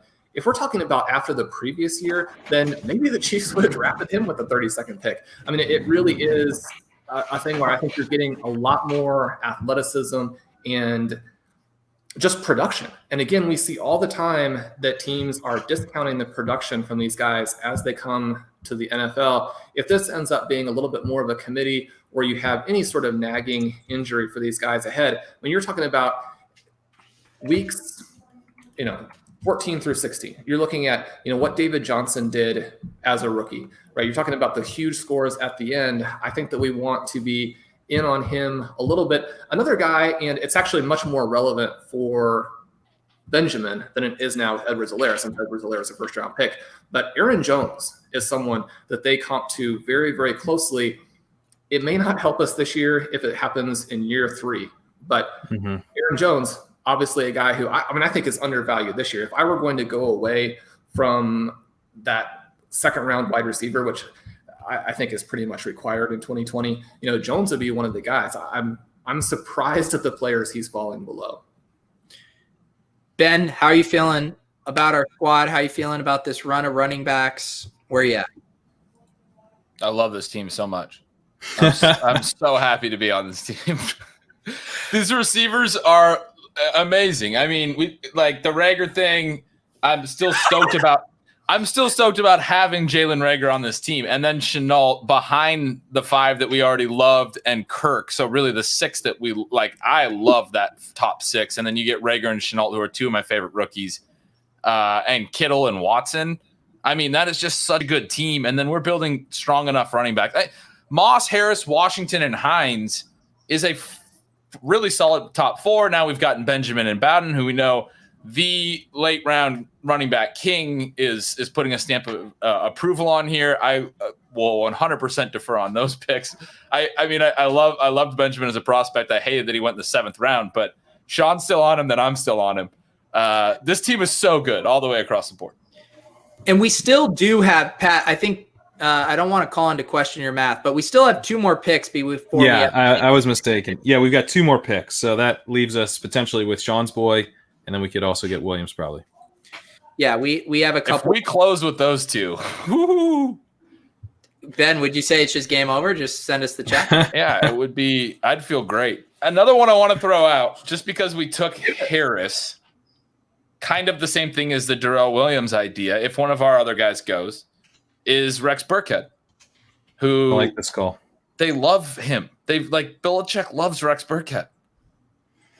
Yeah, and there's talk that he might ultimately be their best, their most complete running back. That's what the beats are saying. So Shawn, how do you think about that as far as like doubling up on Rex and Damian Harris, doubling up on DeAndre Washington and Darrell Williams? Is that a line that you don't mind, or do you want to just place all of your chips on different slots on the roulette table? I don't mind. I think that the question comes in if we're looking at a team where we don't see very good paths to a decent workload even after something happens. Now, we talk all the time about we're not rooting for running back injuries. We're being aware of the fact that they do happen, but we're also being aware of the fact that sometimes people just go up and grab jobs. And so we're looking for guys who have the standalone value like a Hines, or could go up and grab a job without there being an injury. If we have backfields where you run a ton of different scenarios and it becomes difficult to see how the guy could ever be an impact player for you, I do tend to shy away from those guys. And that's Burkhead. That was your nice way of saying don't pick Burkhead, right? Well, I mean, he's an undervalued type of reality player, and I failed to trade him away in the 6-month dynasty league there, best ball.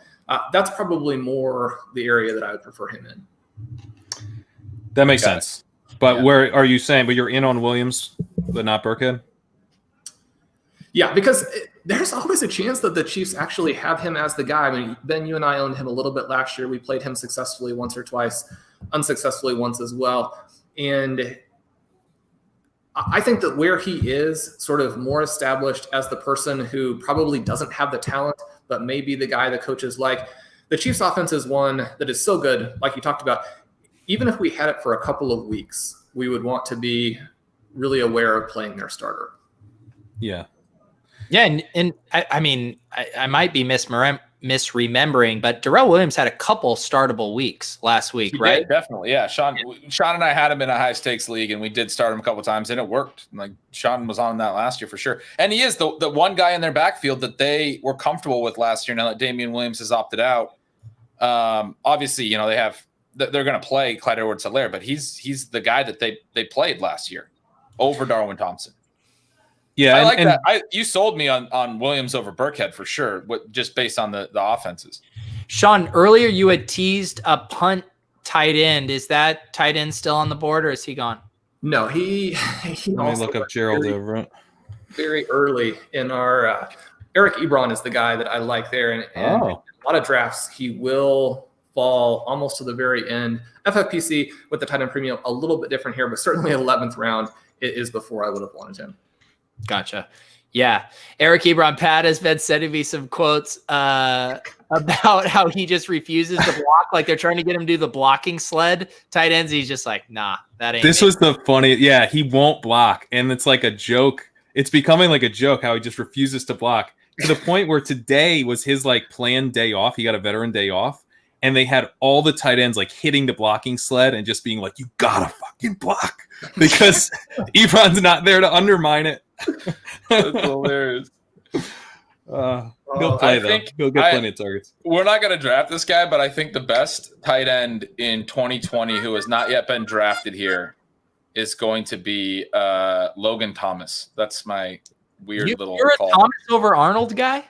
Which one is Thomas? He's the one on the Washington, right? Washington, yeah. Who played quarterback. He took over for Tyrod Taylor at Virginia Tech. He came into the NFL as a quarterback. He transitioned to tight end just a couple years ago and has caught some passes. They gave him decent guaranteed money. He has the athleticism. I think he's like going to be their tight end. They say he's their starter too. Yeah, they've been talking about him like that for sure. Yeah. So I like that call. But I kind of like rolling with Kittle here and hammering running back, unless we get sniped. No. We're not going to draft. Not what the running back options we're talking about. I think are much better picks. We're on the clock. All right, so we have Darrell Williams here and Snell here. Are those our two guys? Yep. I would say they're my two. Shawn, is there anybody else we should be considering? No, kind of going through the command center here. You have a Carlos Hyde. He's someone that I picked in the fishbowl, but I think is not he went the person in the redraft. Yeah, Hassan must be in this draft and took him. So I prefer the guys that we've been talking about. Nice. All right, Darrell Williams is selected. We're on the clock. And Benny Snell has been selected.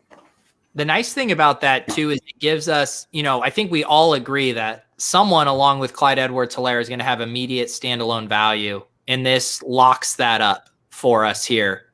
And I don't think there's a huge opportunity cost. There's not like a better flyer that we're passing up on here.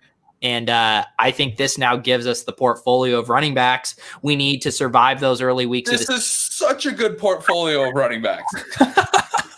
You got the pass catcher and Hines. You really only want one, but you got one. You got the depth, more like upside guys in Benjamin and Bowden.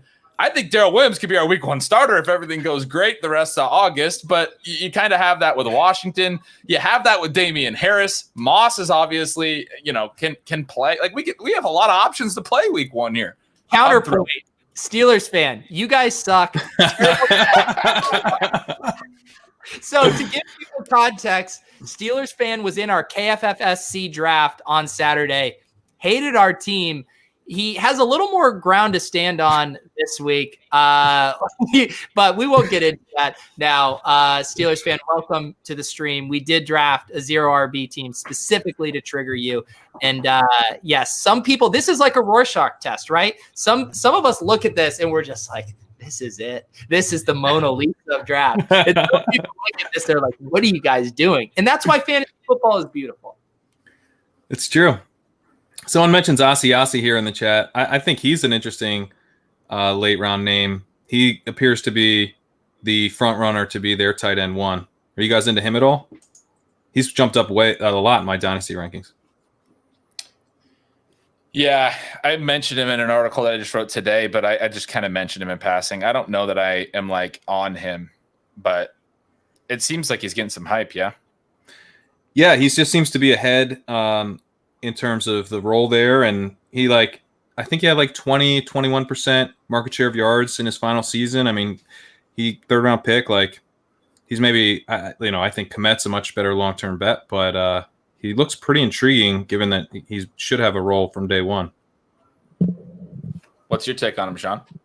Well, I was just thinking that you and I know the way to play the late tight ends is to grab the Seattle third stringer. So Yeah. you can just wait until that all sorts itself out and they're playing Hollister as their main guy again in week 5. True. That's true. Yeah, where did Disley go? He went so good if we just would have taken Kittle when you wanted to earlier in that draft, though. I wanted to take Diggs so bad, and then we were playing Hollister like the whole second half of the season. Oh. So what defenses and kickers are we looking at here? This is above my pay grade. Someone who gets paid to do fantasy football full time has to take the wheel here. I'd never know who to take at D, but I obviously like to look at schedule, and I do know that the one D that I always like is the Colts because they start with Jacksonville. Minnesota, I don't really think is like a bad matchup. Then the Jets, the Bears, the Browns, the Bengals, the Lions. They get the Ravens like in November, but before that, you could start on pretty much every game if you wanted to, and I think they're an improved team that's probably going to win some games there, quite a few of them. That would be my 2 cents. All right, the Colts are here. I think Shawn. the other guys we've been looking at are the Chargers and the Eagles because of the week 1 matchups with the Chargers is the Bengals and the Eagles get Washington. Shawn, any defenses and kickers you've been loading up on in drafts? Only to say that I like Kansas City and I like the Saints because there is some defensive talent there, maybe almost too much for the Chiefs at times down the stretch of the season to where they didn't have to attack as much on offense. But when we're looking at basically fluke scoring for defenses, I would like our defense to play with an offense that's going to give you that big lead. Maybe you have some very fortunate plays sort of in garbage time as the other team is trying to catch up. Yeah, definitely on board with that. And it's similar logic. Oh, go ahead. I mean, I always hate to disagree, but they get with Shawn, but they get the Texans and the Ravens in the first 3 weeks. They play against Watson and then against Lamar. I'm a little worried about that with them. That doesn't concern you as much? You're thinking more long-term, probably. Yeah, I don't have any problem doing the matchups to start because it's going to be on a week-to-week basis. If we didn't want to juggle that, because it does maybe create a little bit of interesting elements with the free agency where we have those shootouts, but even shootouts in which you're playing some other good teams, you perhaps have some possibilities. So what do you think about Jake Elliott as a kicker? I think he'd be fairly interesting. Phillies kicker. I'm recruiting myself. I have no takes. I don't care on kickers. Shawn, do you have any preference? No. Okay, I'll just take Jake Elliott. Jake, you win. I don't really care. He's someone I've taken in the past. Oh, Casey went. We got to pair him with Rager, you know. Yeah, that's the correlation. And then We're on the clock. the Colts are here and the Chargers are here. Do you guys have a preference? Who do you guys prefer? I think the Colts are going to be really good this year, and I think you might get some of what Shawn just said. And the Chargers get the Chiefs in week 2. We're going to have to replace them immediately. The Colts, you can play for some time, I think. I don't know. If you guys don't like the they Colts, get the Jets. I have no in week 3. And they get the Bears. Yeah, they have and they get the Browns and they get the Bengals. I'm with you. Let's take the Colts. I love their first 7 games. Shawn, what were you hinting at about it creating some issues on the waiver wire if you draft a defense you immediately have to churn? Well, if you are a very aggressive, optimistic waiver wire person and you spend 995 units in the first month, it's more difficult to churn those defenses late. That makes sense. I got it. So this was an asking for a friend. Gotcha. Yeah.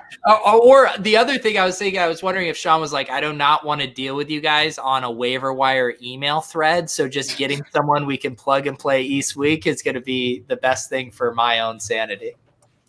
Steelers fan does not like our pick of the Chargers, passing the Chargers. Steelers fan, I mean, I do want to have a beer with Steelers fans someday and just kind of reach across the aisle, set across all of our structural draft differences. And does he just do this all the time? No, we met him on Saturday in our KFSC draft. He's having a better night tonight on Saturday. Well, because he's not drafting. He was mad at us he said, how do you only have 3 running backs through 10 rounds? And we went to look at his roster, and he only had 3 running backs through 10 rounds. We weren't sure what was going on. But we love Steelers fan, and he's clearly now a ship chaser for life. And we will all collectively chase these ships in our unique individual ways. Guys, I have loved this draft. I want to hear both Ben and Shawn's overall thoughts on this team. Ben, I think you kick us off here. I'm going to go over to the command center so we can get a nice little color-coded view of this team. How are you feeling about it?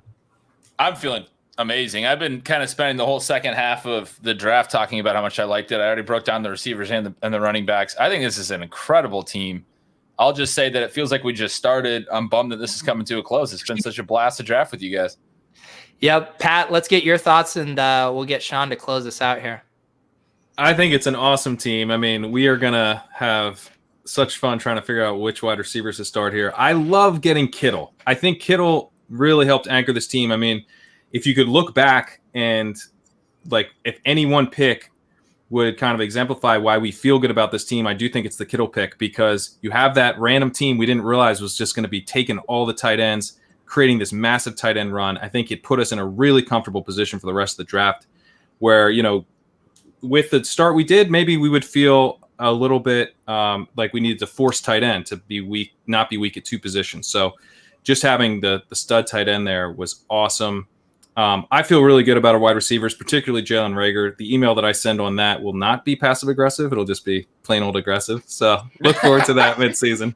I love the understatement of the century. I feel good about our wide receivers. If you don't feel good about our wide receivers, you need to check yourself into an institution. Yeah. I will just say, similar to our quad managed draft, I love that we are going to absolutely crush our opponents at every single spot other than running back. And that makes me feel really confident. And I think we have a ton of outs to end up outpacing them at running back as well as it pertains to this specific season. I love this team. Shawn, you have the final floor, the final thoughts on this squad. Well, one of the things I was talking about with Mike Brody the other day is that 0 running back is actually not the risky strategy, right? Taking a bunch of running backs early and seeding your lineup with a ton of downside is the risky strategy. Now, that may play off. If you hit on a couple of those really high-scoring running backs, then maybe you have the league-winning team, especially if you hit, if you draft those running backs and then you get Jalen Reagor and Laviska Shenault, then you're in better shape than we are. But with this team here, we've got a great starting lineup, even for the early going, which I think people often miss in terms of how 0 running back works out. I think my only regret is that we were talking about how the running back value might fall as a result of the board through about 8 rounds. I think from that point, the next sort of round and a half was not ideal for us. It would have been great if we had had some other perfect play in the Reagor spot. I like that pick with the way that things fell. If we had had another tight end come there, that would have been great. If we had had one of the slightly higher end running back candidates who didn't really need that much to happen to be a star right away, I think that we would feel even better about the team. I think starting with Zach Moss and Damian Harris, unless something weird happens between now and then, we're going to be good week one. Now, there's a chance that Singletary is so good. I think Singletary is undervalued. He's somebody I would potentially digress or make a diversion from a true zero running back build early on if he fell right. But that being said, I think that we're going to be good with the running backs there. I'm excited to see how these running backs that we picked late play out. I think anybody watching and listening knows that those guys, are not a lock to be players that we are going to go with. They may be people we replace on waivers pretty early on, but they have the talent and they have, in many cases, the offense to be exciting. That's what we want to have. Oh, and having the quarterback and the tight end to go with those guys, I think that starting lineup, I mean, it's easy to look at running back and say, oh, you're starting from behind, but look at our overall starting lineup. Very exciting. Yep. The 12 pick was right. The 12 pick, The goal pick was nice. I was rooting for it. We got it. Ben Gretch and Shawn Siegele, both of them putting out a ton of great work. Check out Ben on CBS. I have my RSS feed. I'm an old school guy. I get my RSS. I have my RotoViz RSS. I got my Ben Gretch author page, CBS RSS. I don't miss what they write. If you're missing what they're writing and talking about, Shawn has been doing the pod circuit. You guys are missing out on all of the information that you guys need to win and crush your fantasy drafts this season. Thank you guys so much for joining us. It's going to be a blast to track this team this year. I'm super stoked on it.